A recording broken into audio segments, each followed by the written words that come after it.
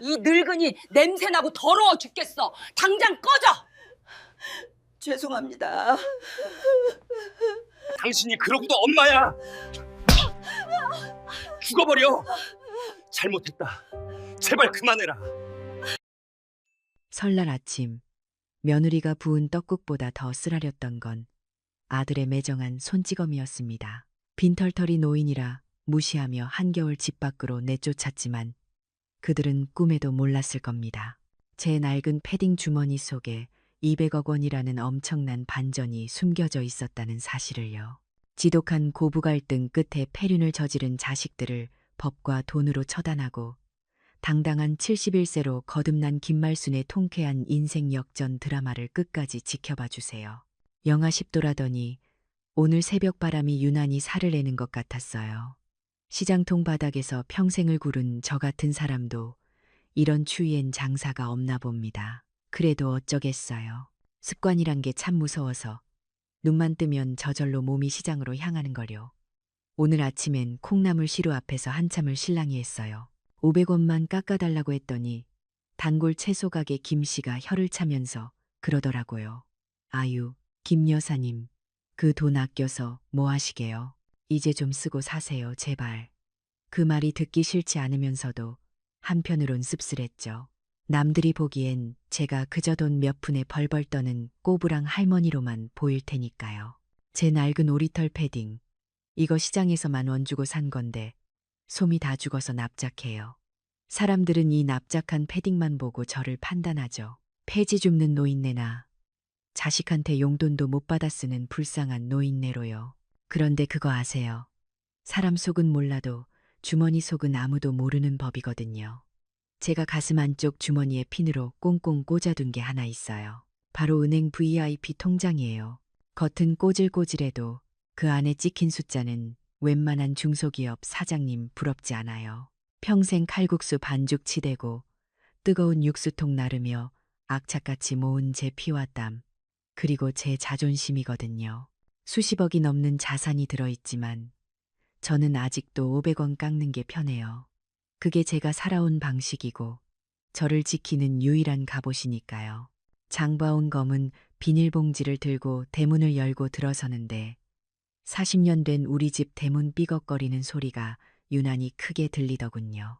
이 집도 저를 닮아서 이제 여기저기 골병이 든 모양이에요.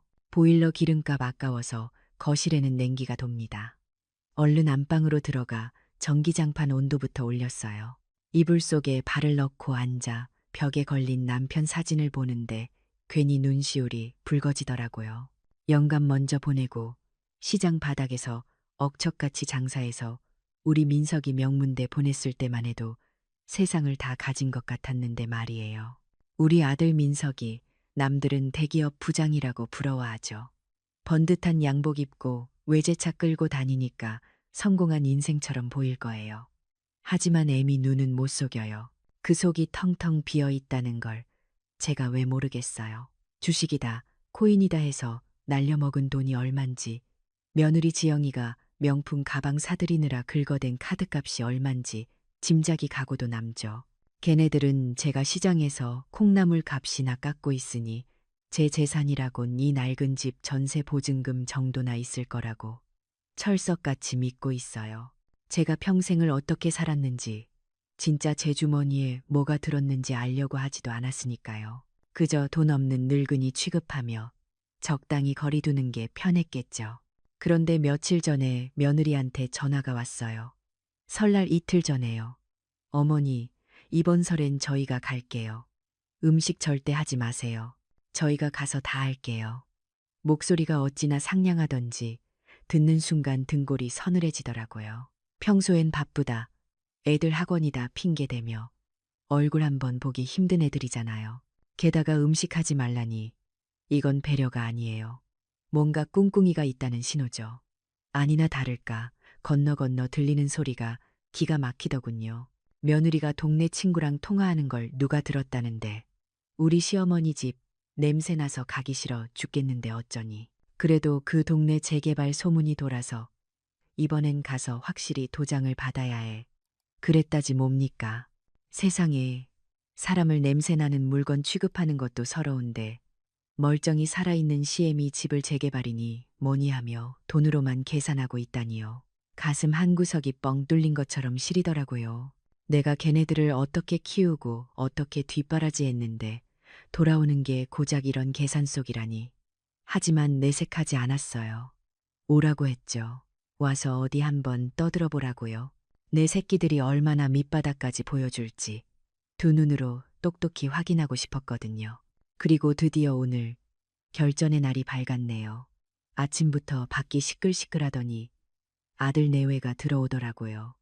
손에는 달랑 굴비 세트 하나 들려 있었어요.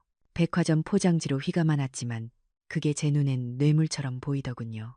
아들 민석이는 들어오자마자 엄마, 집이 왜 이렇게 추워요? 보일러 좀 떼지. 궁상맞게 이게 뭐예요? 하며 인상부터 쓰더군요. 제 걱정이 아니라 자기들이 추운 게 싫은 거죠. 며느리 지영이는 코를 살짝 찡그리며 집안을 훑어보는데 그 눈빛이 아주 가관이었어요. 저를 보는 게 아니라 안방 장롱을 쳐다보더라고요. 저 장롱 깊숙한 곳에 집 문서가 있다는 걸 아는 거죠. 앉자마자 며느리가 귤을 까면서 은근슬쩍 말을 꺼내더군요. 어머니, 요즘 요양병원이 얼마나 좋은지 아세요? 웬만한 호텔보다 더 좋대요. 식사도 영양 맞춰서 다 나오고 친구분들도 많고 혼자 이 춥고 낡은 집에서 고생하지 마시고 편하게 지내시는 게 어때요? 말은 번지르르 하지만 속뜻은 뻔하잖아요. 이 집 팔아서 우리 빚 갚아주고 당신은 요양원 가서 죽을 날이나 기다려라. 이거 아니겠어요? 제가 못 들은 척하며 나는 내 집이 편하다. 내 밥 내가 해먹고 사는 게 제일 좋아. 라고 딱 잘라 말했어요. 그랬더니 아들놈이 거드네요. 엄마, 고집 좀 그만 부리세요. 우리가 엄마 생각해서 하는 말이잖아요. 이 동네 재개발 이야기도 나오는데 지금 타이밍에 정리하는 게 이득이라니까요. 아들 입에서 이득이라는 단어가 나오는데 제 심장이 쿵하고 내려앉는 것 같았어요. 애미를 고려장시키겠다는 말을 저렇게 효도인 척 포장해서 하다니 정말 피가 거꾸로 솟는 기분이었죠. 오랜만에 아들 온다고 새벽부터 시장 가서 제일 좋은 고기 끊어다 놓고 떡국떡도 방앗간에서 직접 뽑아왔는데 그 정성이 다 무슨 소용인가 싶더군요. 부엌에서 떡국 육수가 끓고 있는데 그 구수한 냄새가 오늘따라 왜 이렇게 역하게 느껴지는지 모르겠어요. 식탁에 마주 앉은 아들과 며느리의 얼굴을 보는데 예전에 그 사랑스러운 내 자식들이 아니었어요. 그저 내 재산을 노리는 하이에나들처럼 보였죠. 며느리는 계속해서 스마트폰으로 요양병원 사진을 보여주며 제 눈앞에서 알짱거렸어요. 어머니, 여기 보세요. 정원도 있고 물리치료실도 있어요. 비용은 이 집 전세 놓거나 정리하면 충분히 되고도 남아요. 지영이의 목소리가 앵무새처럼 귓가에서 윙윙거리는데 저는 꽉 쥔 주먹만 부들부들 떨고 있었어요. 제가 입고 있는 이 낡은 조끼 안주머니에 수십억짜리 통장이 있다는 걸 알면 저것들이 과연 나를 요양원에 보내려고 할까요? 아니, 아마 저를 업고 춤이라도 추겠죠. 그 이중적인 모습이 상상되니 더 비참하고 더 화가 났습니다. 그만해라, 밥이나 먹자. 제가 겨우 화를 누르고 떡국을 퍼서 식탁에 올렸어요. 뜨거운 김이 모락모락. 나는 떡국 그릇을 아들 앞에, 며느리 앞에 놓아주었죠. 그런데 분위기가 심상치 않았어요. 며느리 표정이 싹 굳어지더니 숟가락을 드는 대신 팔짱을 끼더군요. 어머니, 저희 말 안 들으실 거예요. 정말 이렇게 벽창호처럼 나오실 거예요? 며느리의 톤이 높아지기 시작했어요. 아들은 옆에서 한숨만 푹푹 쉬며 딴청을 피우고요. 평화로워 보여야 할 설날 아침 밥상머리가 마치 폭탄이 터지기 직전의 전장처럼 변해가고 있었어요. 떡국 그릇 위로 오르는 하얀 김 사이로 며느리의 도끼 어린 눈빛과 아들의 비겁한 눈빛이 교차했죠. 저는 직감했어요. 오늘 이 밥상에서 사단이 나겠구나. 그리고 그 사단은 제가 평생 겪어본 적 없는 아주 끔찍하고 뜨거운 기억으로 남게 될 거라는 걸요. 가슴속 깊은 곳에서부터 뜨거운 덩어리가 울컥 치밀어 오르는 걸 느끼며 저는 묵묵히 제 몫에 숟가락을 들었습니다. 하지만 손이 너무 떨려서 국물을 떠넘기기가 쉽지 않았어요. 이게 단순히 노안 때문은 아니었겠죠. 다가올 비극을 제 몸이 먼저 알고 있었던 건지도 모릅니다. 숟가락을 든 제 손이 미세하게 떨리는 걸 애써 감추며 국물을 한술 떴습니다. 떡국이 입안으로 들어오는데 그게 꼭 모래알을 씹는 것처럼 꺼끌꺼끌하더군요. 평소 같았으면 나이 1살 더 먹는다며 웃으며 넘겼을 텐데 오늘 이 떡국은 마치 독약이 든 사약 사발처럼 느껴졌어요. 아들놈과 며느리가 밥그릇을 비우기도 전에 본색을 드러낼 거라는 걸 제 육감이 경고하고 있었으니까요. 아니나 다를까 떡국 그릇이 반쯤 비어가자 아들 민석이가 헛기침을 몇 번 하더니 기어이 입을 열더군요. 엄마, 이번에 제 사업 자금이 좀 급하게 됐어요. 라며 운을 떼는데 목소리가 어찌나 뻔뻔하던지요. 그러면서 하는 말이 이 집을 담보로 대출을 좀 받아야겠으니 인감을 좀 달라는 겁니다. 순간 귓가에서 웅 하는 소리가 들리는 것 같았어요. 사업 자금이 급하다는 핑계 벌써 몇 번째인지 모릅니다. 예전에도 그렇게 가져간 돈이 전세 보증금 2번 날릴 만큼이었죠. 하지만 이번엔 다릅니다. 이 집은 제 마지막 보루잖아요. 제가 40년을 비가 오나 눈이 오나 시장 바닥을 기어 다니며 지켜낸 제 뼈와 살 같은 집이란 말입니다. 제가 숟가락을 내려놓으며 단호하게 말했죠. 내 눈에 흙이 들어가기 전엔 절대 안 된다고요. 이건 내 노후 자금이고 내가 죽기 전까진 내 명의로 된 집에서 살 거라고 못을 박았습니다. 그랬더니 식탁 분위기가 순식간에 얼어붙더군요. 제 말이 끝나기가 무섭게 며느리 지영이가 숟가락을 식탁 위에 탁 하고 내려놓는데 그 소리가 어찌나 날카롭던지 그릇이 깨지는 줄 알았어요. 며느리가 저를 쏘아보며 그러더군요. 어머니 정말 너무하시네요. 자식이 죽겠다는데 그 낡은 집문서 하나가 그렇게 중요하세요. 라고요.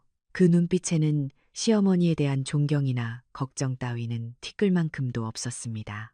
오로지 돈주머니를 풀지 않는 늙은이에 대한 경멸과 짜증만이 가득했죠. 요즘 세상에 자식 사업 망하게 두고 혼자 잘 먹고 잘 사는 부모가 어디 있냐며 따지는데 참 기가 막혀서 말이 안 나오더라고요. 자식 사업 망하는 건 걱정되면서 늙은 시어머니 길바닥에 나앉는 건 걱정이 안 되나 봅니다. 이게 요새 젊은 사람들이 말하는 효도인가 싶어 헛웃음만 나왔죠. 제가 지지 않고 한마디 했습니다. 너희들이 날 생각해서 이러는 게 아니라 내 돈 빼먹고 나를 요양원에 갖다 버리려는 거 내가 모를 줄 아냐고요.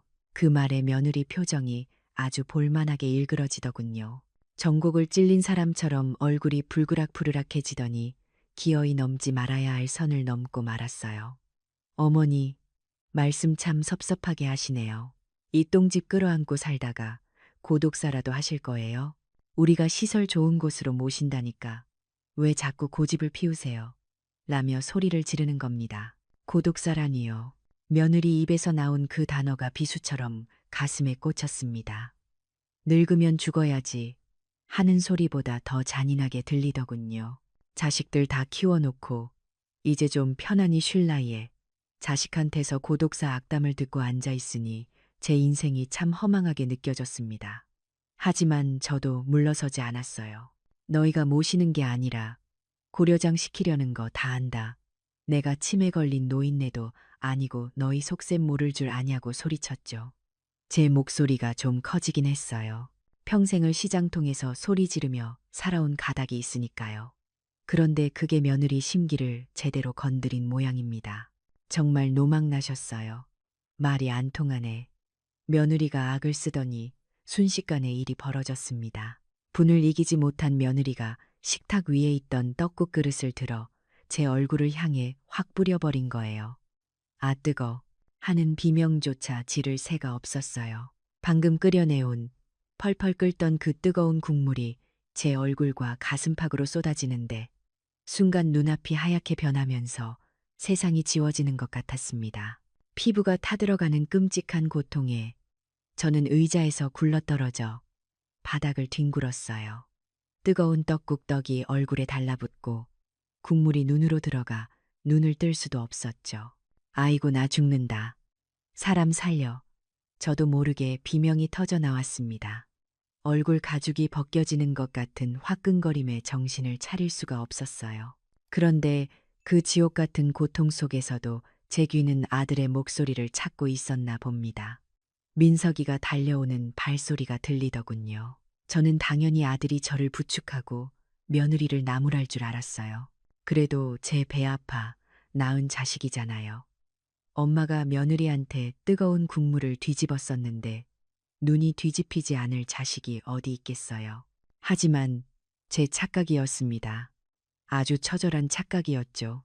앞이 잘 보이지 않는 와중에 고통스러워서 허우적대던 제 손이 며느리의 옷자락인지 머리카락인지를 잡았나 봅니다. 살려달라고, 너무 아프다고 본능적으로 잡은 것이었어요. 그런데 그 순간 짝 하는 소리와 함께 제 고개가 획 돌아갔습니다. 뺨에서 불이 번쩍 나더군요. 화상을 입은 고통과는 또 다른 날카롭고 묵직한 충격이었어요. 엄마, 왜 지영이한테 행패야? 노망났어? 아들의 고함이 귓속을 파고드는데 순간 얼굴에 화상 통증이 싹 잊힐 만큼 심장이 덜컥 내려앉았습니다.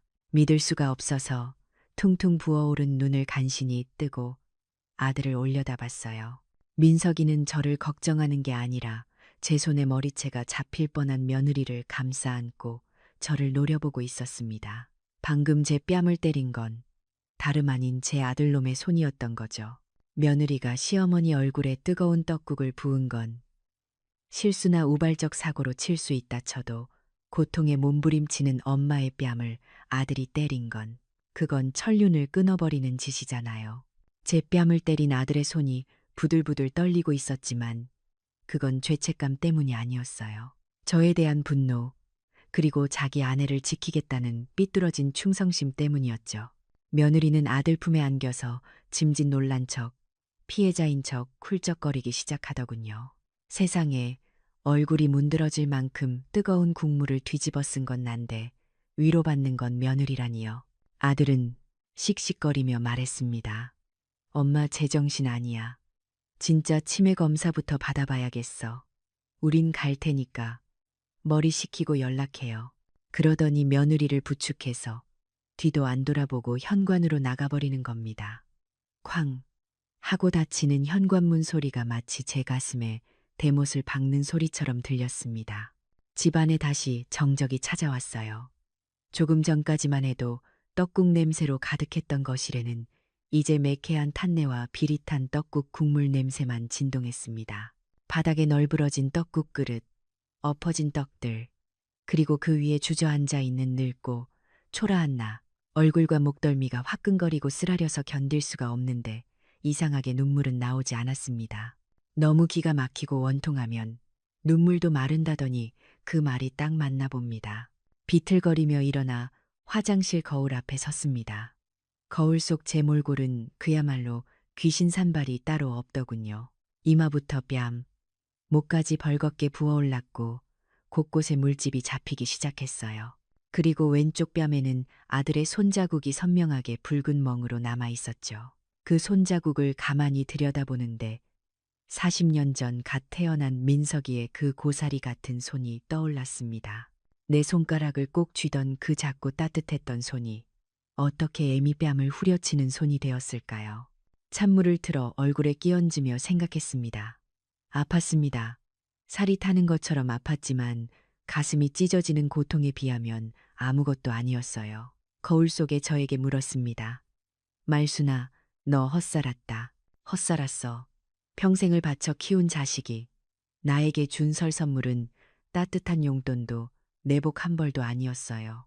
얼굴에 쏟아부은 뜨거운 국물과 뺨따기 한 대였죠.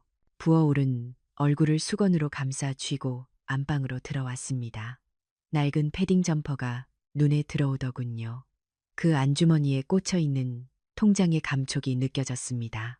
만약 제가 그 자리에서 그래, 통장 여기 있다, 200억이다 라고 했다면 아들이 제 뺨을 때렸을까요? 아니죠. 제 발바닥이라도 핥았겠죠. 그 생각이 드니 소름이 끼치더군요. 돈이 없다고 생각하니 짐작 취급하고 돈이 있다고 하면 굽신거릴 것들이라니. 이제야 명확해졌습니다. 아들 민석이는 이제 제 자식이 아닙니다. 그저 내 돈을 노리는, 내 노후를 파먹으려는 벌레 같은 존재일 뿐이었어요. 방바닥에 떨어진 남편, 사진 액자를 주워들었습니다. 여보, 나 이제 당신 아들 안 봐줄라네. 당신도 저 위에서 다 봤지. 내 뺨 때리는 거 봤지. 화상 입은 피부보다 배신당한 심장이 더 뜨겁게 타올랐습니다. 이대로 주저앉아서 울고만 있을 수는 없었습니다. 떡국 국물에 젖은 옷을 벗어 던지며 저는 입술을 깨물었습니다. 그래, 너희가 날 돈 없는 늙은이 취급하며 고려장 시키려 했지. 내가 그 대가를 아주 혹독하게 치르게 해주마. 내 뺨을 때린 그 손모가지가 얼마나 큰 실수를 한 건지 뼈저리게 느끼게 해줄 것이다. 텅 빈 집, 냉기가 감도는 방 안에 혼자 앉아 저는 울음 대신 헛웃음을 삼켰습니다. 거울 속의 늙은 여자가 도끼 서린 눈으로 저를 마주보고 있었어요. 이제 김말순의 전쟁이 시작된 겁니다. 자비도 용서도 없는 전쟁이요. 저는 부들부들 떨리는 손으로 전화기를 찾았습니다. 당장 병원부터 가야 했으니까요. 그리고 그 다음엔 내 진짜 모습을 보여줄 준비를 해야겠죠. 떡국보다 더 뜨겁고 매운맛을 보여주러 가야 하니까요. 화끈거리는 얼굴에 찬물을 끼얹고 진정시키려 애쓰는데 거실 탁자 위에 놓인 제 휴대폰이 요란하게 울리기 시작했어요. 발신자를 보니 신우이, 그러니까 죽은 남편의 여동생이더군요. 평소에는 명절 아니면 전화 한 통 없던 사람이 갑자기 무슨 일인가 싶어 떨리는 손으로 전화를 받았습니다. 그런데 수화기 너머로 들려오는 목소리가 대뜸 저를 나무라는 투였어요. 언니, 도대체 나이 먹고 왜 그러우? 애들이 오죽하면 울면서 전화를 해. 라는 말이 날아와 박히는데 순간 제가 뭘 잘못 들었나 싶었습니다. 알고 보니 그 짧은 사이에 며느리 지영이가 선수를 친 거였어요. 저한테 뜨거운 떡국을 붓고 나간 지 채 1시간도 안 돼서 친척들이며 지인들에게 전화를 쫙 돌린 거죠. 뭐라고 했는지 아세요? 어머니가 요즘 부쩍 깜빡깜빡 하시더니 오늘은 떡국이 맘에 안 든다며 상을 업고 며느리인 자기를 때리려 했다는 겁니다. 세상에, 기가 막혀서 말이 안 나오더라고요. 가해자가 피해자로 둔갑하는 거, 그거 진짜 순식간이더군요. 제가 억울해서 그게 아니라고 지영이가 나한테 뜨거운 국물을 부었다고 소리쳤지만 신우이는 혀를 끌끌 차며 믿지 않았어요. 언니, 애들이 거짓말하겠수. 지영이가 얼마나 착한데. 언니, 요새 정신 오락가락한다더니 진짜 병원 좀 가봐야겠네 하고는 전화를 뚝 끊어버리는 겁니다. 그때부터 전화통에 불이 나기 시작했습니다. 동선에, 조카네, 심지어 제 오랜 친구한테까지 연락이 왔어요. 다들 하는 말이 비슷해요. 김 여사, 이제 고집 그만 부리고 재산 애들한테 넘겨주고 편히 쉬어. 치매 초기엔 인정하는 게 중요해. 하나같이 저를 치매 노인 취급하며 걱정하는 척 훈수를 두는데 정말 피가 거꾸로 솟는 기분이었습니다. 멀쩡한 사람을 노망난 늙은이로 만드는 게 이렇게 쉬운 일인 줄은 미처 몰랐어요. 며느리는 제가 입은 화상이나 아들에게 맞은 뺨은 쏙 빼놓고 제가 소리 지르며 화내는 상황만 교묘하게 부풀려 퍼뜨린 겁니다. 노인의 정당한 분노는 그렇게 노망이라는 단어 하나로 뭉개져 버렸어요.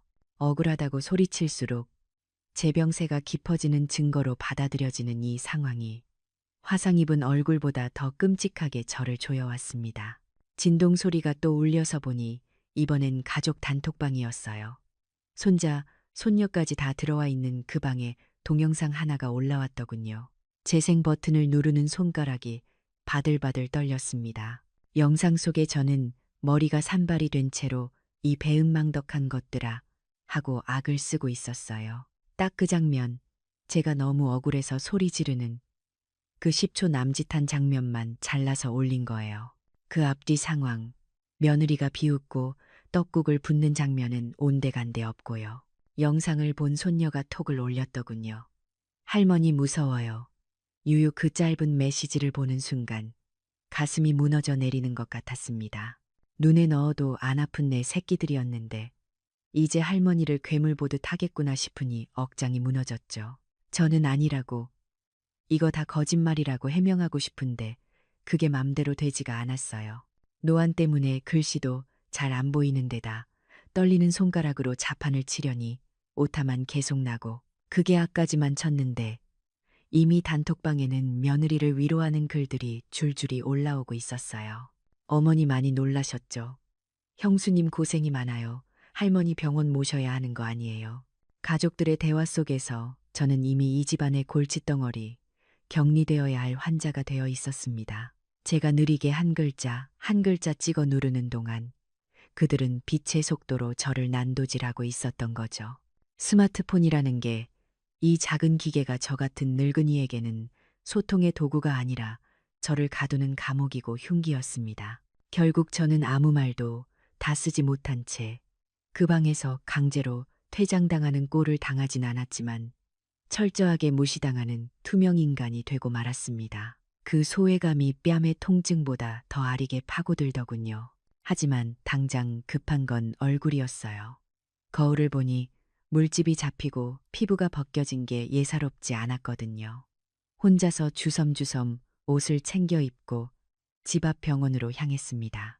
명절 연휴라 문 연 곳이 없어 한참을 걸어 응급진료를 하는 의원까지 가야 했죠. 찬바람이 쌩쌩 부는데 얼굴에 닿는 바람이 칼날처럼 느껴졌습니다. 지나가는 사람들이 제 퉁퉁 부은 얼굴과 멍든 뺨을 힐끔거리는 게 느껴져서 고개를 푹 숙이고 걸었어요. 죄 지은 것도 없는데 왜 이렇게 죄인처럼 숨어야 하는지 서러움이 복받쳐 올랐습니다. 병원 접수대에서 간호사가 묻더군요. 어머니 보호자분은 안 오셨어요? 그 평범한 질문에 말문이 턱 막혔습니다. 자식이 둘이나 있는데 그 자식들이 내 얼굴을 이렇게 만들었다는 말을 차마 할 수가 없었어요. 난 부끄러워서 제 얼굴에 침 뱉는 것 같아서요. 그래서 거짓말을 했습니다. 그냥 내가 떡국 끓이다가 엎었어. 늙어서 손에 힘이 없어서.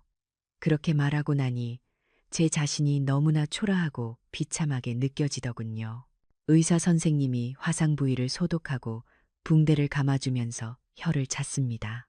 아이고, 많이 쓰라리시겠어요.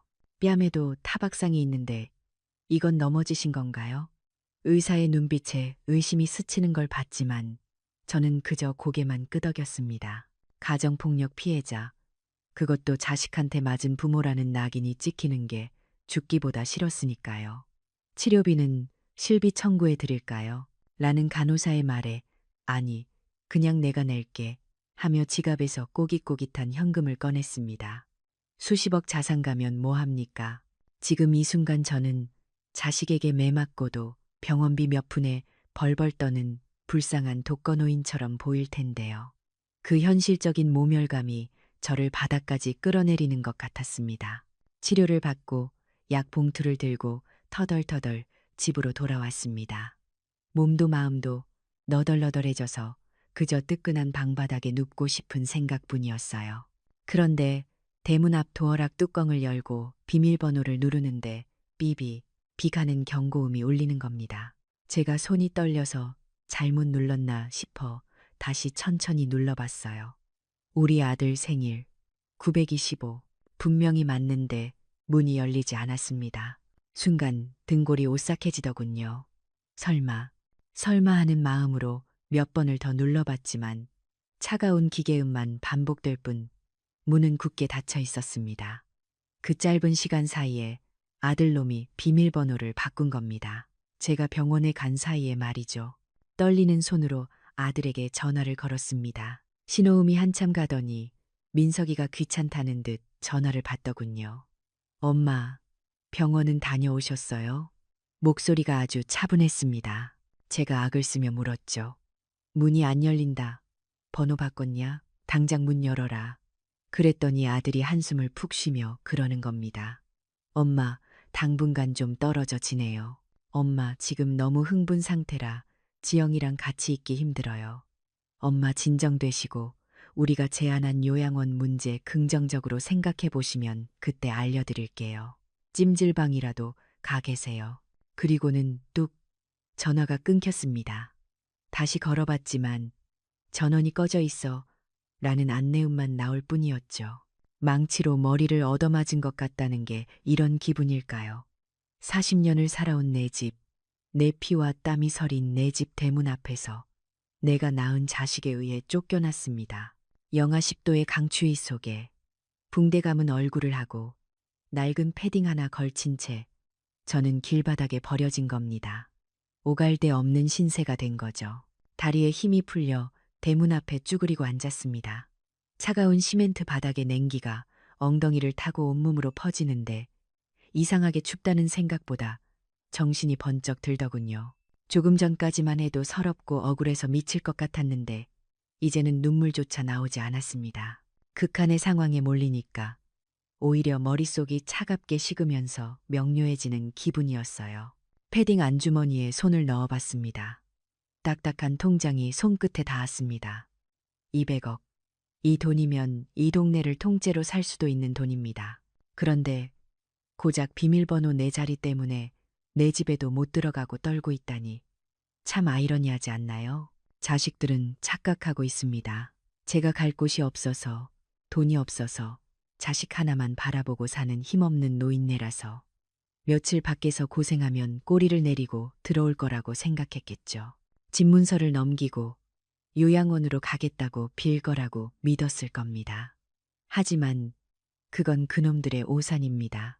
아주 큰 착각이죠. 저는 닫힌 대문을 뚫어져라 쳐다봤습니다. 저 문 너머에 있는 건 이제 내 가족이 아닙니다. 내 인생을 갉아먹으려는 기생충들이죠. 저는 자리에서 벌떡 일어났습니다. 무릎 관절이 뚝 소리를 내며 비명을 질렀지만 상관없었어요. 그래, 어디 한번 끝까지 가보자. 누가 먼저 무릎 꿇나 보자. 입김이 하얗게 흩어졌습니다. 저는 더 이상 시장 바닥에서 콩나물값 깎던 김말순이 아니었습니다. 자식에게 버림받은 불쌍한 노인도 아니고요. 저는 지금부터 저 닫힌 문을 부수고 들어가 저들의 탐욕스러운 낯짝을 낱낱이 까발려줄 심판자가 될 것입니다. 택시를 잡으러 큰 길로 나가는 제 발걸음에는 더 이상 망설임이 없었습니다. 병원비 몇만 원이 아니라 변호사 선임비 몇천만 원을 긁으러 가는 길이었으니까요. 진짜 세상의 매운맛이 뭔지, 떡국보다 더 뜨거운 맛이 뭔지 이제 제가 가르쳐줄 차례였습니다. 찜질방에서의 3일은 제 인생에서 가장 길고도 짧은 시간이었습니다.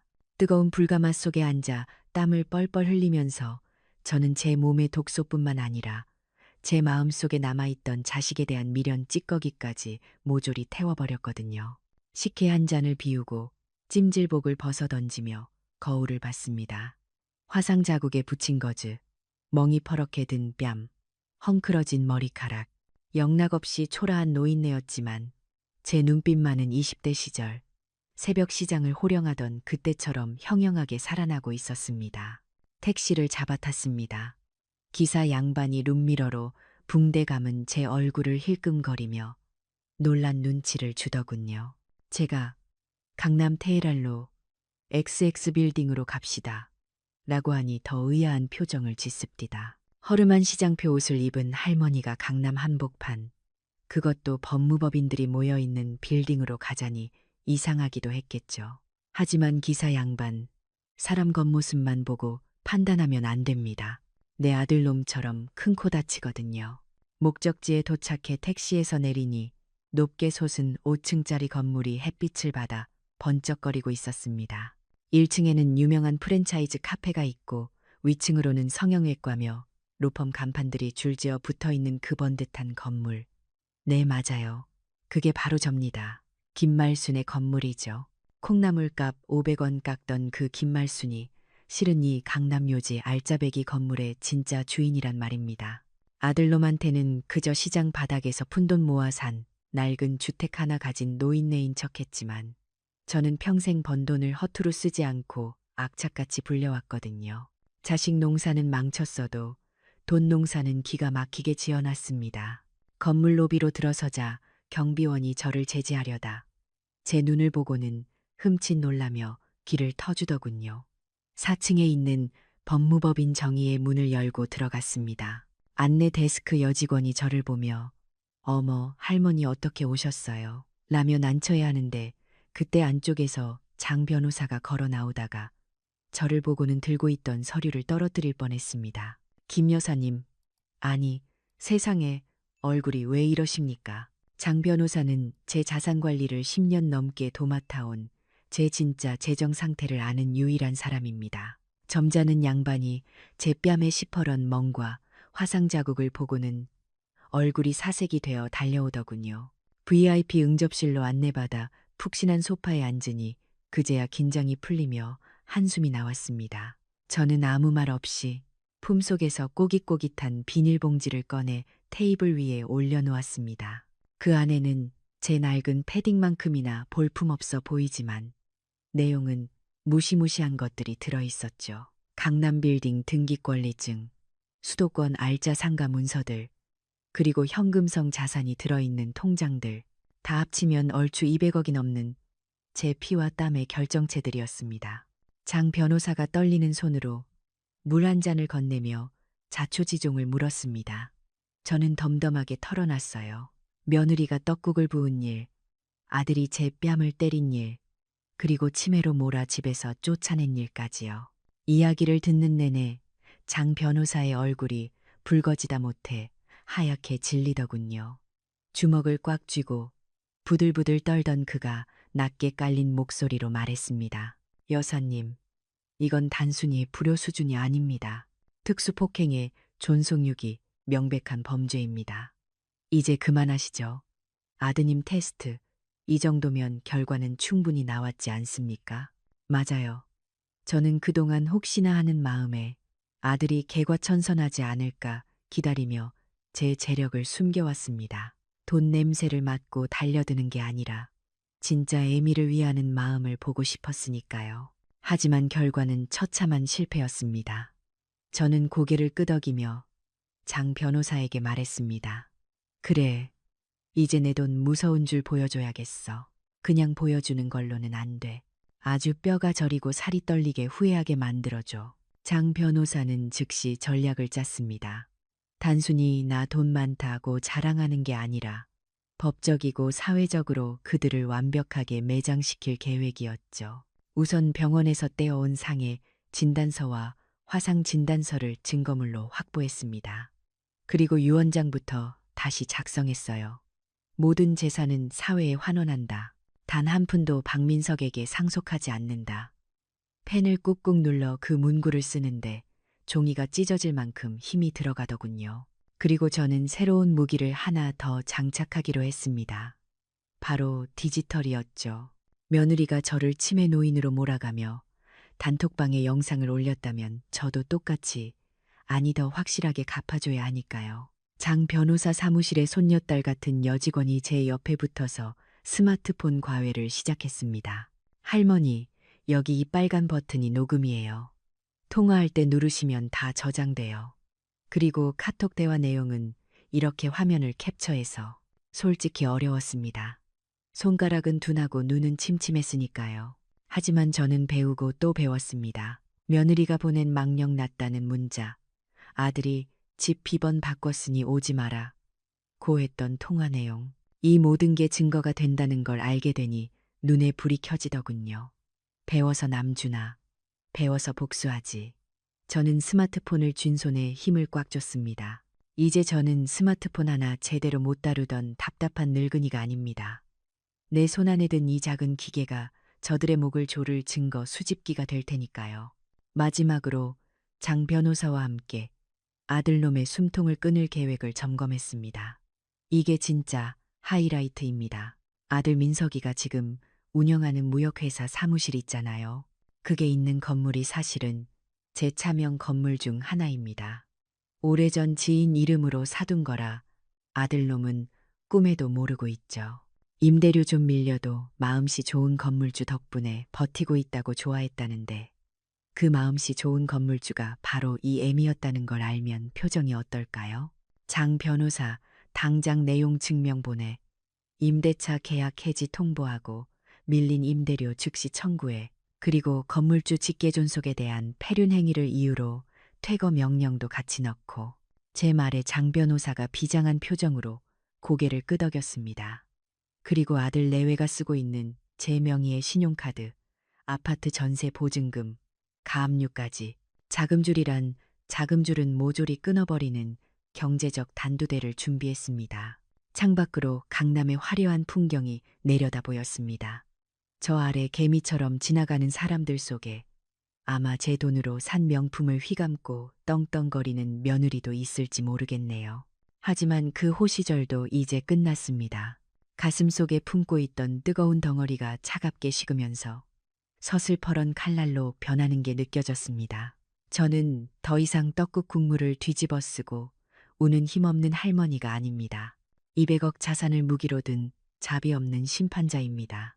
민서가, 지영아, 기대해라. 너희가 무시하던 그 낡은 패딩 주머니에서 뭐가 나오는지 똑똑히 보여주마. 저는 장 변호사가 건네준 따뜻한 커피를 한 모금 마셨습니다. 쓰디쓴 에스프레소가 식도를 타고 내려가는데 이상하게 달게 느껴지더군요. 이제 진짜 쇼를 시작할 시간이었습니다. 아들 민석이에게 그날 아침은 평소와 다름없는, 아니 오히려 좀 상쾌한 아침이었을 겁니다. 눈에 가시 갔던 늙은 엄마를 집에서 쫓아냈고 며느리 지영이는 이제 그 낡은 집만 팔면 우리 빚 다 갚고 새 출발할 수 있다며 콧노래를 불렀을 테니까요. 자기들끼리 어머니 치매니까 요양원 알아보자 며 희희낙낙했을 그 꼴을 생각하니 제가 마시는 커피가 더 쓰게 느껴지더군요. 하지만 그 평화는 딱 오전 10시까지였습니다. 제가 장 변호사를 통해 쏘아올린 첫 번째 화살이 민석이의 심장을 향해 날아갔거든요.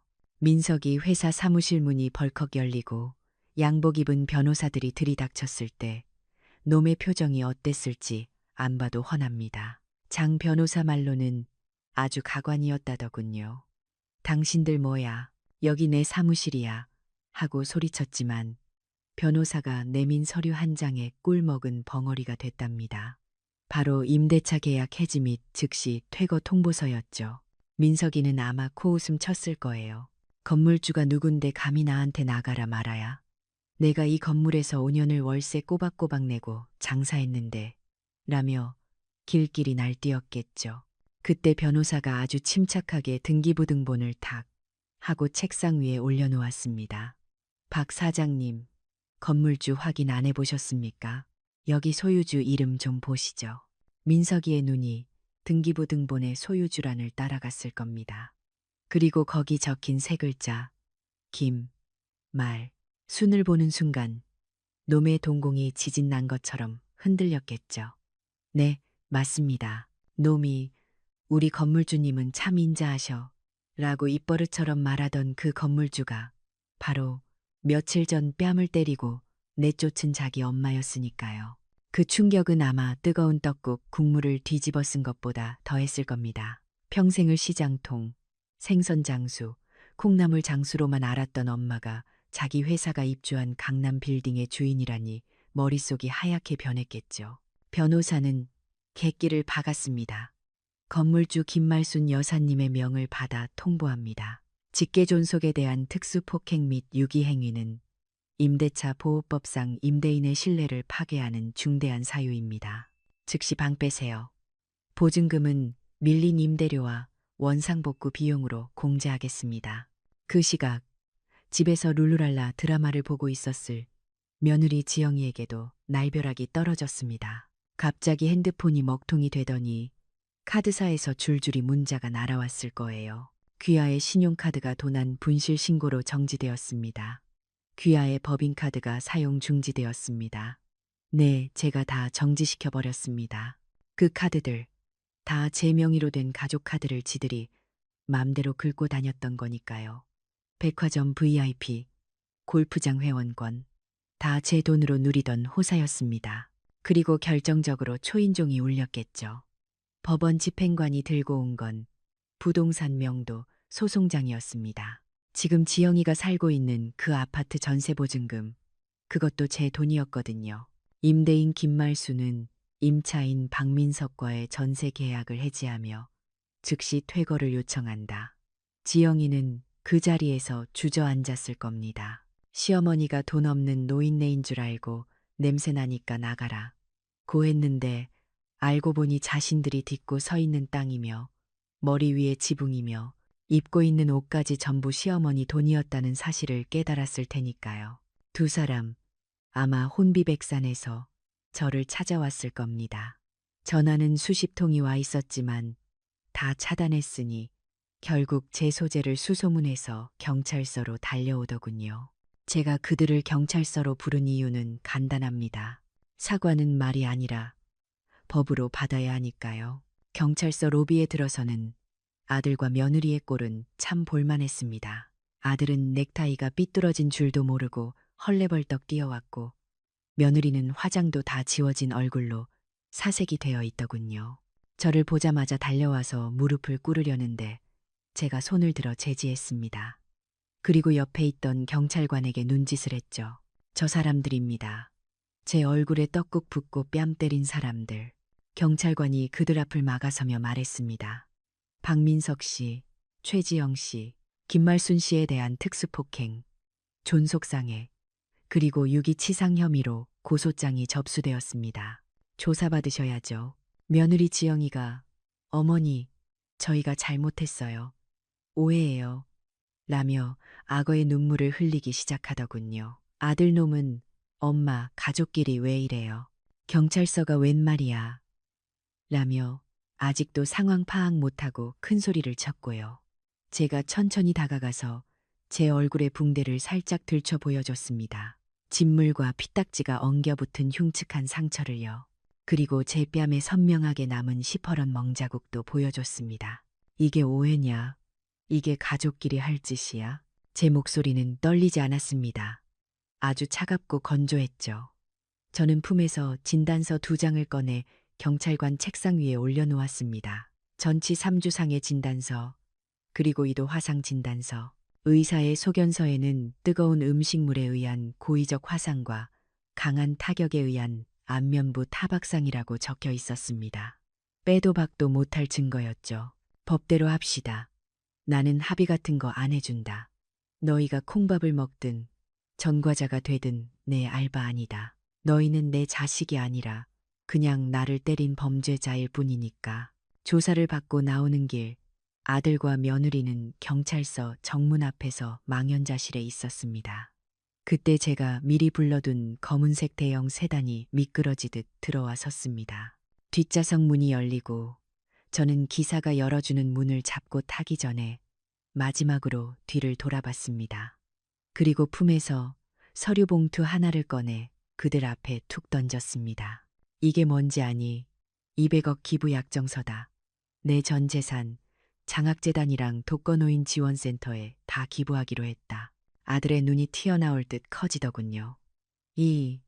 200억이요. 엄마, 그 돈이 다 어디서? 시장에서 콩나물값 갚고 너희 몰래 악착같이 모은 돈이다. 너희는 내가 냄새난다고 무시했던 그 돈으로 밥 먹고 옷 입고 살았던 거야. 근데 이제 그 돈 너희한테는 10원 한 장 안 간다. 너희에게 줄 유산은 딱 하나. 내 뺨 때린 죗값뿐이야. 저는 차에 올라탔습니다.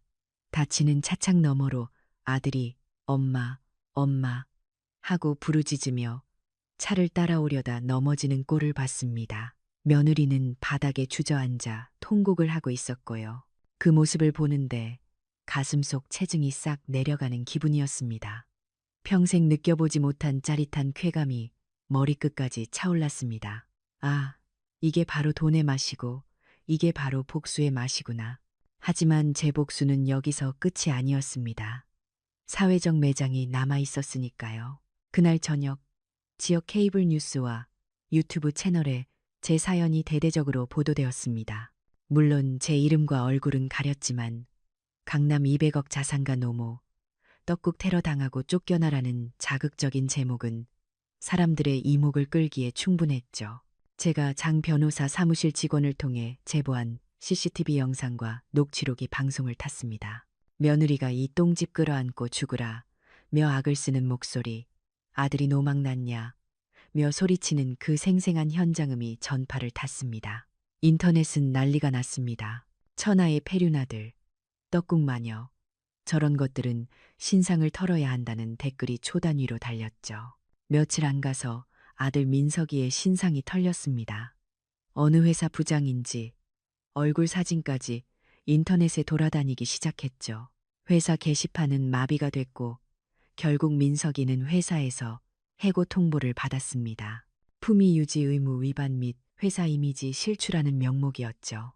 강남 빌딩에서 쫓겨난 것도 모자라 직장까지 잃은 겁니다. 며느리 지영이도 마찬가지였습니다. 동네 맘카페에 그 떡국 며느리가 바로 시백스동 사는 누구 엄마라는 글이 올라오면서 지영이는 동네에서 얼굴을 들고 다닐 수가 없게 됐습니다. 마트에 가면 사람들이 수군거리고 미용실에서도 쫓겨나다시피 했답니다. 애들 학원에서도 그런 집 아이랑 같이 수업 못 듣게 하겠다는 학부모들의 항의가 빗발쳤고요. 그들이 저를 치매 노인으로 몰아 사회에서 고립시키려 했던 그 방식 그대로, 아니 그보다 훨씬 더 혹독하게 그들은 사회에서 격리되었습니다. 그들이 살던 아파트 현관문 앞에는 계란과 밀가루가 투척되었고 폐륜가족이라는 낙서가 대문짝만하게 붙었습니다. 어느 날 밤 모르는 번호로 전화가 왔습니다. 받아보니 며느리 지영이었습니다. 목소리가 다 쉬어서 울먹이더군요. 어머니, 제발요. 인터넷에 글 좀 내려주세요.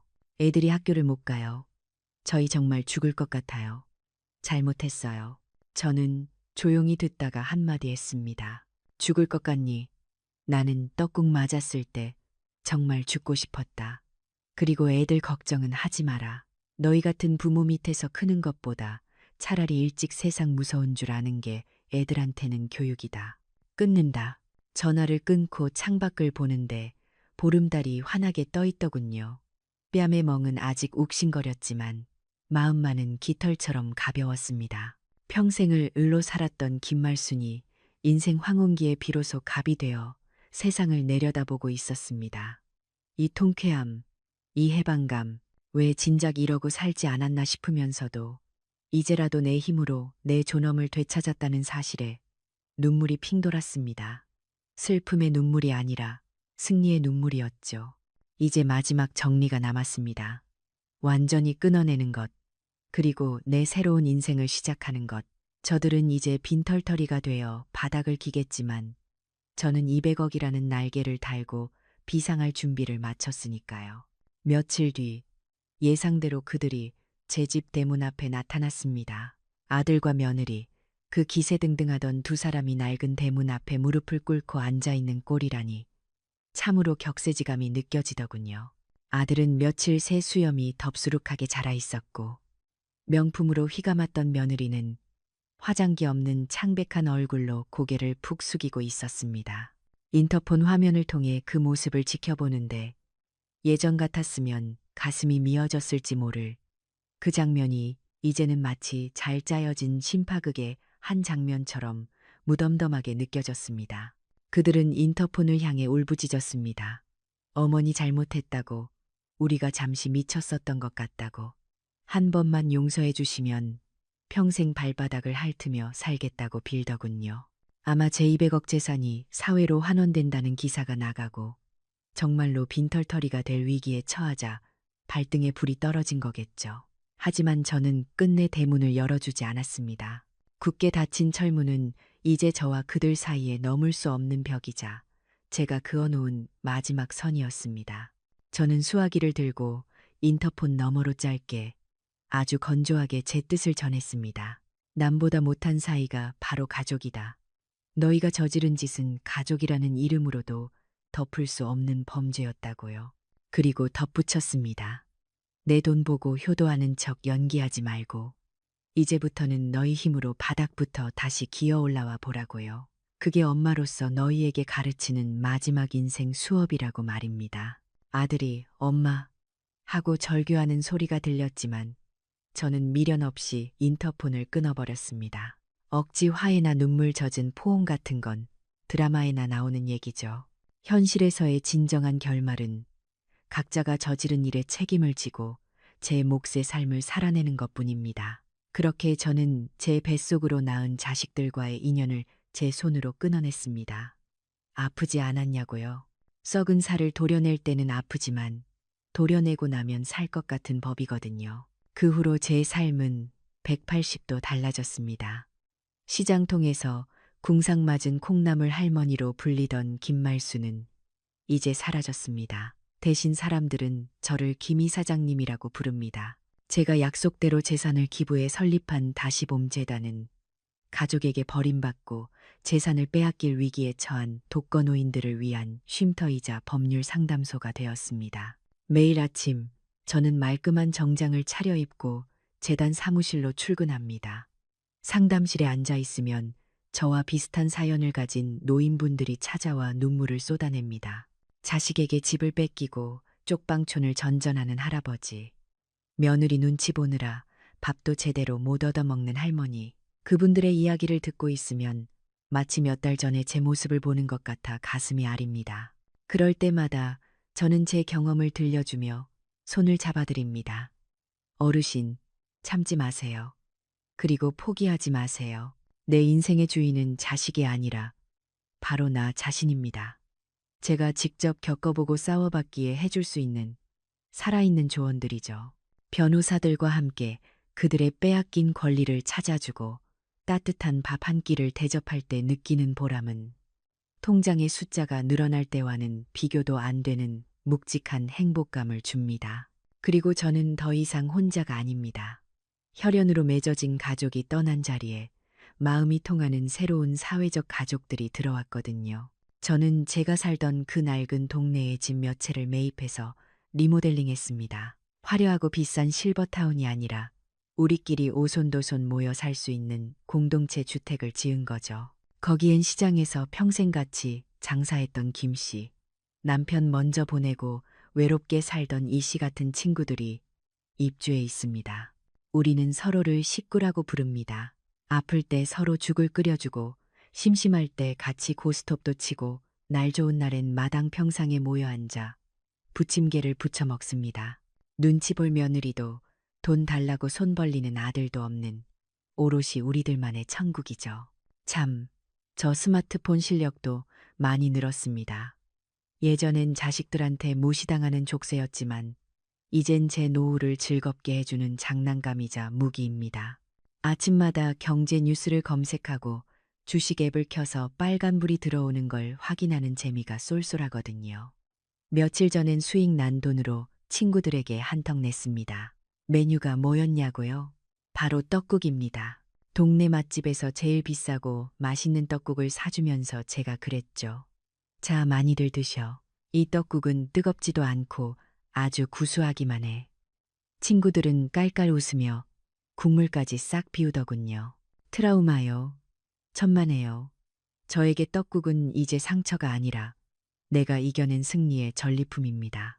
맛있는 떡국을 맘 편한 사람들과 웃으며 먹을 수 있다는 것, 그게 진짜 성공한 인생 아니겠습니까? 오늘은 날씨가 참 좋습니다. 완연한 봄이에요. 거울을 보니 뺨에 있던 시퍼런 멍자국은 흔적도 없이 사라졌고 화상 흉터도 거의 흐려져서 화장으로 가려질 정도가 되었습니다.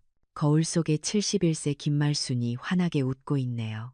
쭈글쭈글한 주름살 사이로 생기가 도는 걸 보니 아직 꽤 쓸만한 얼굴입니다. 현관 앞에 놓인 여행 가방을 끌고 집을 나섭니다. 이번엔 친구들과 제주도로, 아니 내친 김에 일본 온천 여행까지 다녀올 생각입니다. 평생 일만 하느라 비행기 한번 제대로 못 타봤는데 이제라도 실컷 다녀보려고요. 대문을 나서며 파란 하늘을 올려다봅니다. 문득 지난 겨울, 그 춥고 비참했던 설날, 아침이 떠오르네요. 그때 며느리가 부은 떡국은 제 인생에서 가장 짜고 맵고 뜨거운 맛이었습니다. 하지만 덕분에 정신이 번쩍 들었죠. 그 뜨거운 맛을 보지 못했다면 저는 여전히 껍데기뿐인 효도에 매달려 눈치나 보는 늙은이로 살다가 생을 마감했을지도 모릅니다. 그러니 어찌 보면 고마운 일입니다.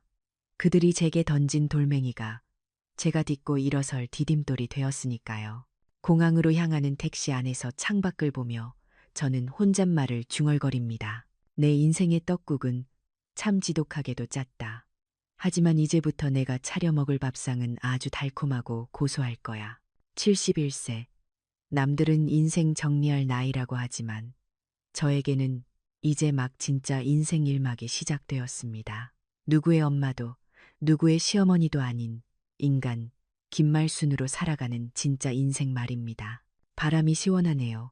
자, 그럼 어디 한번 신나게 날아볼까요? 김말순님의 이야기는 우리에게 명확한 진실을 보여줍니다. 자식은 결코 내 노후의 보험이 될 수 없다는 사실이죠. 진정한 행복은 스스로를 지킬 힘과 경제력, 그리고 마음 통하는 벗들에게서 나옵니다. 이제는 누군가의 희생양인 어머니가 아니라 온전한 나로 살아가기로 선택한 그녀의 용기가 참 아름답습니다.